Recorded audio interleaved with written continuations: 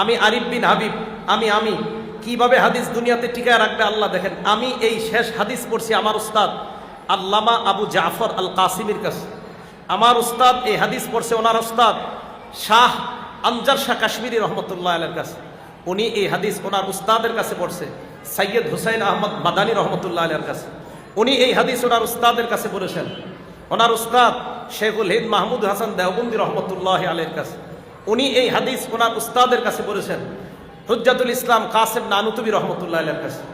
কাসেম নানুতুবি রহমতুল্লাহ আলাই এই হাদিস, যেই হাদিস শেষ হাদিসটা যে আমি পড়ছি, এই কাসেম নানুতুবি রহমতুল্লাহ আলাই এই হাদিসটা পড়ছেন ওনার উস্তাদ শাহ আব্দুল গনি মুজাদ্দিদি রহমতুল্লাহ আলাইহির কাছে। শাহ আব্দুল গনি এই হাদিস পড়ছে ওনার উস্তাদ শাহ ইসহাক রহমতুল্লাহ আলাইহির কাছে। উনি এই হাদিস পড়ছে ওনার উস্তাদ শাহ আব্দুল আজিজ দেহলভী রহমতুল্লাহ আলাইহির কাছে।